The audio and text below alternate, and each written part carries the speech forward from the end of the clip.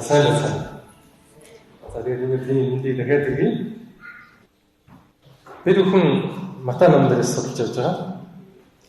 За тэгээд өнгөрсөн 7 хоногийн хичээлээр бид бүхэн Есүсийн заасан сургаалын тухай судалж бидний яаж зүйлийг мөрдөж авч вэ гэдэг тухай судалсан.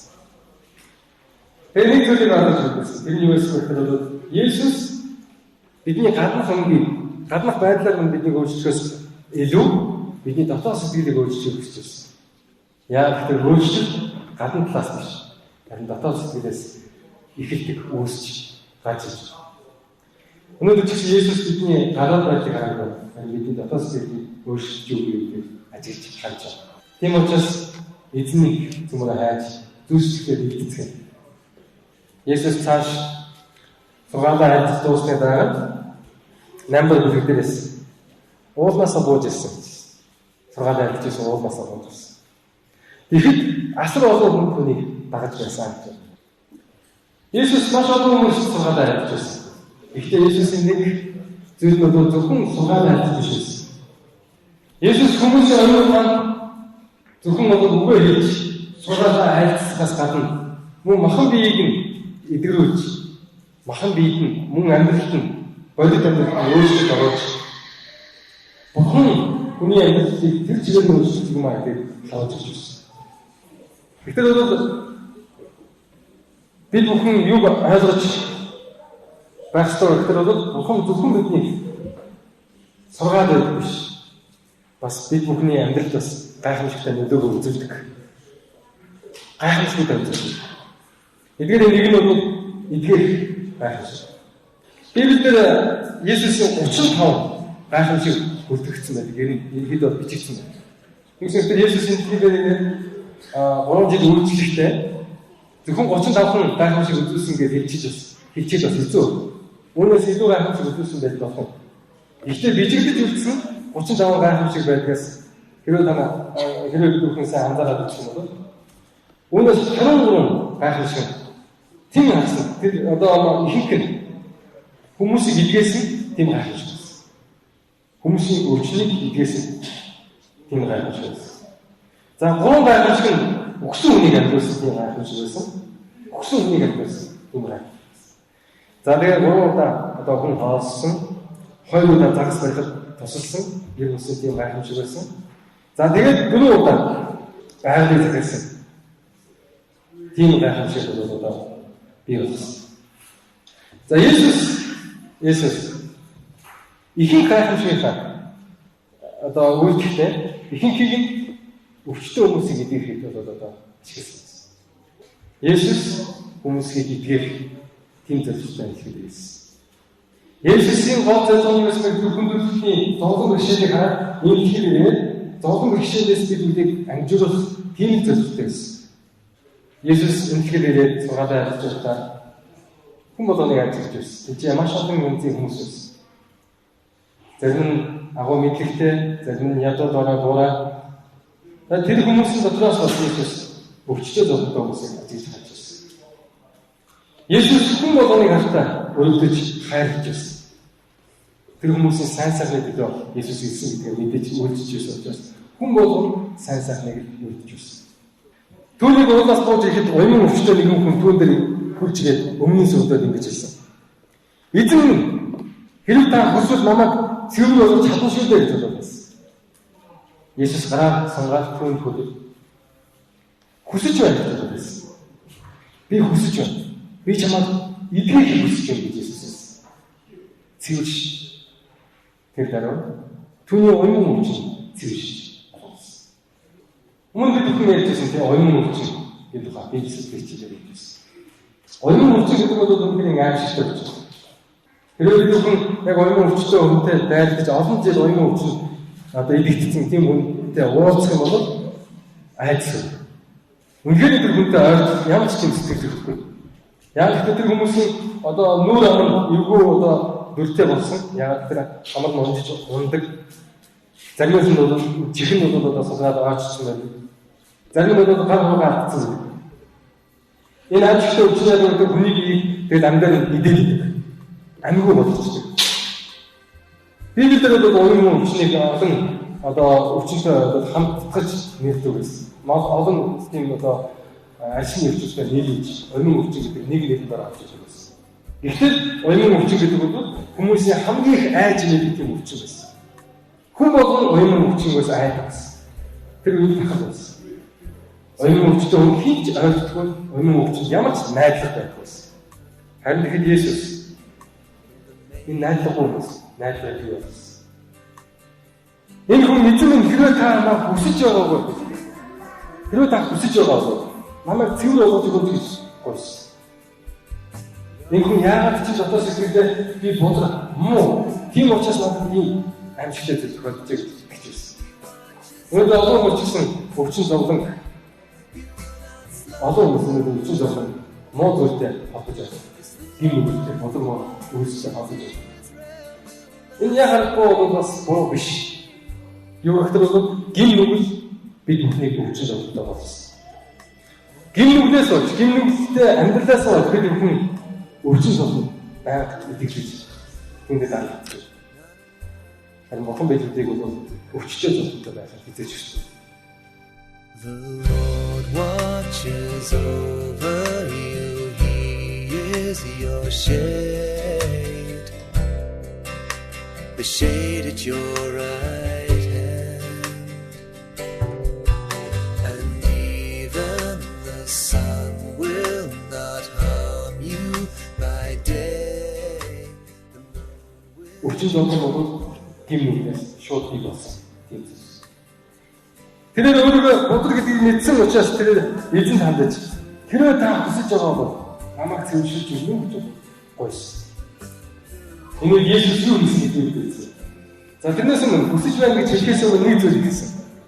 Тэр гаасаа түүний биеийг хүссэн гэж хэлж байна. Тэнгүүтээ би хүсэж байна гэж хэлсэн. Цэвэрш гэж хэлээд тэр дараа тэр хүний биеэс өвчин авсан. Есүс бидний гинэгийг уучлж бид бүхнийг эдгэх хүсэлтэй. Есүс биднийг эдгэх хүсэлтэй байна. Есүс бидний толгойд бишээ өвчин шалдаг хараад зүгээр өнгөртгөө. Тэр үргэлж биднийг эдгэх тийм хүсэл татдаг. Энэ шиг ихтэй гэсэн түүнийг эдгэх юм болсон. Есүс тэр өвчтөнийг хараад цэвэрш би хүсэж байна гэж. Тэгээд дараагийн удаа хүн хандаж идэгсэн тухайга хүмүүс итгэхээр гэж бодож байсан. Яг тэгэхээр одоо үзүүлж цаг нэг өөрийгөө таних юм байна. Тэгэхээр бол Есүс үнэхээр бид бүхний амьдрал эдгэрийг авчиж байна. Бидний эдгэрийг хийж байна. Заримдаа бид бүхэн эдгэрн эсвэл эрүүл байхыг зөвхөн нэг бие махбодын зүйл гэж ойлгоод байна. Харин эдгээр гэдэг маань бол өмнө хичээлээр үзчихсэн байлаа. Бидний дотоод сэтгэлээс итгэсэн. Яг тэр хүний оюун ухаан сүнс буюу хүний бие гэдэг маань хоёр бол хоёр тустай зүйл биш. Энэ маань хоёулаа яг нэг цогц тийм зүйлс. Бурхан хүний бүтээлтэй энэ байгалийн бүтээлтэй тус нь бүтээгээгүй гэж хэлж байна.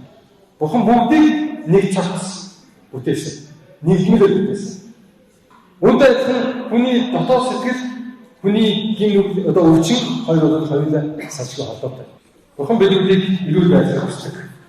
Тэгээд биднийг зүсгэлээр эрүүл байдлаас хажуулж хүсдэг. Бурхан биднийг зүсгэлээр эрүүл байдлаас хажуулж хүсдэг.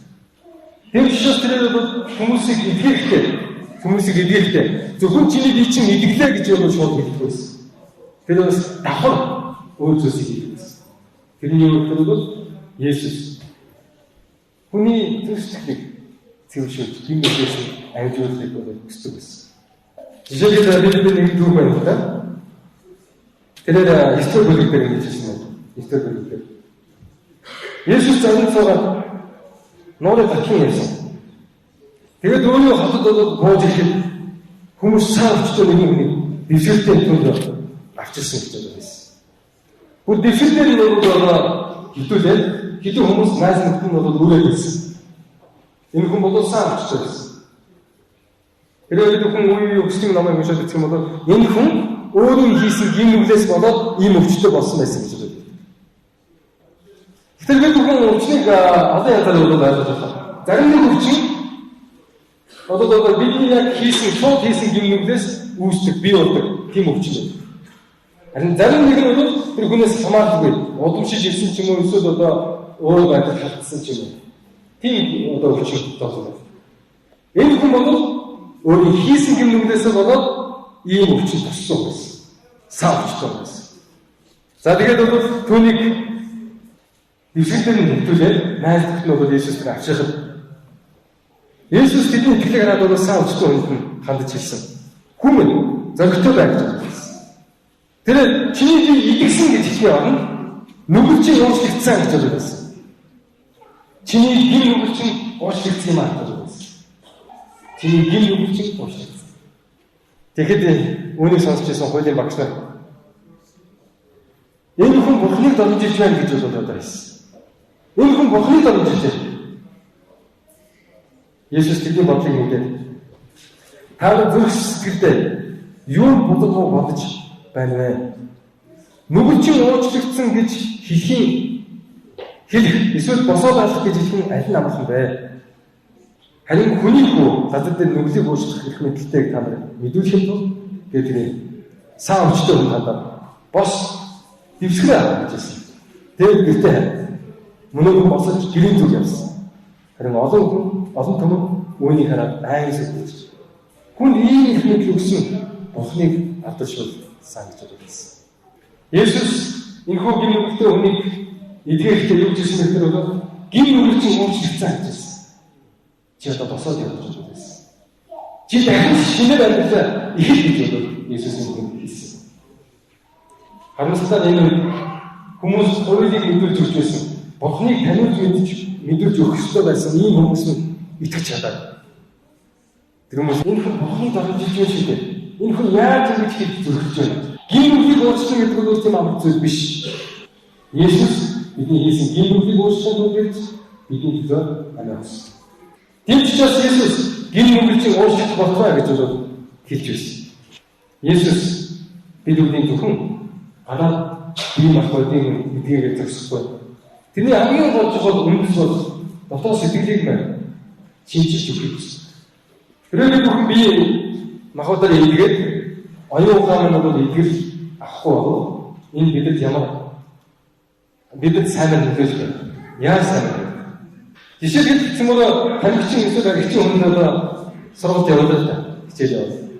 Тэгээд тэр хүмүүс бол тамхины учрыг нь тайлбарч хэлэхгүйгээр, хорыг нь тайлбарч хэлэхгүйгээр зүгээр л тэр хүнийг эдгэх тийм зүйл хийлээ. Эмчлэх гэж. Тэгээд судалсан биеийг нь сайжруулаад сайн дасгал хийгээд тэгээд тариа хийж өгöd, витамин хийж өгöd, тэгээд явчихлаа гэж. Тэгсэн мэт яг тэр өвчнийг нь бий болгоод байгаа. Тэгээд тамхи эсвэл тэр архийг нь зөвмөр хөндөхгүй гэж байна. Тэр хүн тамхиа ч юм уу эсвэл архиа өгөхгүй байдаг гэж. Тэр хүн идэхгүй. Санаа гэж. Тэр бол тэр биеийг нь өвтгöd байгаа. Өвчин зовлонд автагдаад байгаа. Тэр нэг гол чухал зүйлийг нь биеэс нь авч чадахгүй юм бол холдоохгүй юм бол тэр хүн хичнээн сайхан өвчтэй эргээд эсвэл тэр хүн гайхамшигтай эдгэлийг өгөөд тэр хүнд бол сайн. Яг ч нэг зүйлийг бид ойлгох. Есүс бидний эдгийг хүсдэг. Өвчтөй зовлондоо хүн болгоны бүхэн Есүс эдгийг хүсдэг. Бидний амьдралд бол Есүс эдгэлийн маш олон гайхамшигтай жишээнд үзүүлж байна. Жишээлбэл бид бүхэн болгонд явж байгаа. Баярын мэдээ ажиллаж байгаа. Тэр баярын мэдээ ажиллаж нэг имэйл хийх гэж байна. Таны зарим нь бол сайн мэдэж байна. Тэр имэйл бол бараг 12 жил унтаагүй гэж байна. Тэр сэтгцийн нэгэн өвчин байсан. Тэгээд унтахын тулд маш хүчтэй тийм ийм хийдэг. Онтолдог. Ийм хэрэгсээр дараа 4-3 цагийн хооронд унтдаг. Тэр имэйл авчих. Тэгээд сэлчихдэг. Тэгээд би гайхчихсан. Хүн яаж 12 жил мөрч унтахгүй амьдч бодлоо. Тэр хүн ямар их зовлон ихшлийг туулж байсан. Бурхан хүн болгоны зовлон ихшлийг мэддэг. Бурхан хүн болгоны өвчин зовлон хараад шаналдаг гэж хэлж байна. Бурхан шаналж байна. Тэгээд бид нийлээд залбирсан. Тэрийг нийлээд залбирсан. Эхэнд бол баярын мэдээ ажиллаж чадахгүй. бид төмөрөөр хэлсэн бид авгаараа охин хэмжээ өгч ирсэн. Маш их баярлалаа. Манай ээж өчтөр ингэвэр унцаа. Аюу унцаа гоо. Гэтэ энэ хэрэглээг унцаа. Маш их хайртай. Тэр үед гойж ирсэн бид нар чинь гэж бодсон юм байна. Бид нар өөрсдөө гойж ирсэн юм байна. Нэг л тийм эргэлзэх гэдэг. Яг хэрэгцээ болоо эсвэл өөрөө босоо. Гэсэн тийм болоо хэрэгцээ. Тэр үед би дотроо хэлсэн би яагаад идэж чадсан бэ? Үнэхээр Есүс бид идэж чадах юм бол энэ хүн идэх гэж бодож хэлсэн шүү дээ. Би дотроо хэлжсэн ч гэсэн миний оюухаар нэг хүлээж авах байсан. Нэг юм байна. Эсвэл нэг тийм юу гэсэн зүйл биш. Эсвэл нэг цаана шалтгаан байна. Өөрөөр хэлбэл нэг учраас өгцөл нэгээд бүрдээ энэ хүн гээд идэгцэн болоо гэж байна. Сүүлд нь бид сумаа яг тэр нэг гарсан. Сажрын дугуйлал сумаа массаж хийж ирсэн байдаг. За тэгээд би өнөөдөр оруулсан бид ярьж ирсэн. За тэгээд би зөв ярьж ирсэн. За тэгээд би өнөөдөр ярьж ирсэн мэт би онцлогоос гадна өшөө бас нөлөө сардгүй байсан. Охин хэдэн жилийн өмнө асаажаад охиныхоо өшөө донд бүрэн сэтгэлийн шамдад ойлээд гэсэн үг хэлсэн ганц шиг тусаж гисэн байж гэж байна. Энэ амжилттай болчихсон байсан юм. Тэдний залбирчаач байсан гэдэг нь биднээс олчихсон. Тэр үед яг тийм газаас тэр адас аваад маш их өгөөд мистикийн юм хөрч өгсөн. Үнэхээр бурхан та хаашаа та бидний амьдрал үзэх гэж бидний хаашаа үзэх хүнийг илгээж юм байна гэсэн. Гэтэл би тэр заримдаа би өчтөө доктортой хүмүүстэй зөвлөж хүмүүс боож ирээд takže энэ бүх байдлаа санагддаг. Үнэхээр бурхан энэ илгээж чадахгүй. Харин Есүс гэдэг итгэлтэй итгэлтэй байдаг. Жишээ нь тавтар найдаж бүхэн тавтар ишсэн. Есүс Капернаум гэдэг нэгэн хотод очиж 100-ын над Ромын бодлогын 100-ын над түүнээр хүчээр түүнээс ингэж ирсэн. Эзэн зарчнаас саа уучсаад гэртээ хэлж байна. Сүрхий өдөр шалж байна гэсэн. Есүс би очиж идэгээ гэж бодсон. Би гэртээ очиж тэр зарцыг чинь идэгээ гэж бодсон. Бидний бол маш хайртай үйл явдал. Яг гэвэл Ромын зөв зэргийн дараа. Энэ бол юутэй юм биш. Есүс тэр юунаас одоо өөрийг эзлээд авсан. Тийм олсон нэгэн одоо нэг дээр очиад юу гэж бодож байгаа вэ? Түүний эзэн мөн гэж дуудаа. Тэгээд түүнээс та миний зарцыг идэвхэж өгч чадна. Миний идэвхэж зарцыг идэвхэж өгч байсан. Есүс түүнд дандаж би түүнд гэрт нь авч явж байгаа. Тэгээд түүнийг идэвхэж өгнө гэж бодсон. Тэгээд хажуудын дараа эзэн би таныг гэртээ аваач зогсож байгаа юм биш ээ. Би бол харин үгүйсгэн гинүгэртэй хүн. Харин үгүй хэлээч. Тэгвэл зарцсан хийдэн шиг гэж бодож байсан. Би бас их мэдлэлтэй хүн. Би зэрэгтэй ийш очиод тийм зүйл хий гэж хэлээд миний зүгэл яг миний үгээр дагаж миний үгэнд ордог. Үүнтэй адилхан та манай зарцсан гэрт очих шаардлагатай гэж байна. Та зөвхөн хэмжээс идэг гэж хэлэх таны хэлсэн үг бий. Миний зарцсан идэг гэж байна. Есүс түүнийг хараад үнээр би танд хэлье. Би ийм агуу үгдийг Израильчуудын ямаас олоогүй. Бурханы итгэл гэж олон зүйлийн шиг Бурханыг дагаж Бурханы найрах шиг нүдээр хатсан энэ үндэстэн эцэг хүмүүстээс гайхалшиг сонсож ирсэн. Өөрсдөө хатсан мэдчихсэн. Энэ хүмүүс итгэлгүй болж байгаа. Харин Бурханыг сонсож байсан. Мэддэггүй байсан тийм үү? Иесус итгэж. Израильчуудаас илүү агуу итгэлийг одоо харуулж байна. За тэгээд та нарт би хэлье. Долоо зүгээс ихэд дөрөв зүгээс олон хүн ирж Тэнгэрийн хаажтад орлоо. Авраам, Исаак, Яаков таамд ширэн цум. Харин хаажчийн хөнгөн хаажчийг хүлээж авсан Израильчууд гадаа хайгдаж тэндээ уурж шүдэ хариулах болно. Тэгээд зөөлөн дараа тандаж замаараа яваа гэсэн. Чи тэгсэн чинь болог гэж боддог. Тэнтэй байсан. Есүс чинь бид хүн юг мэдэж өгч байгаа гэхээр идэх юм бол бид хүн итгэлийг авсан.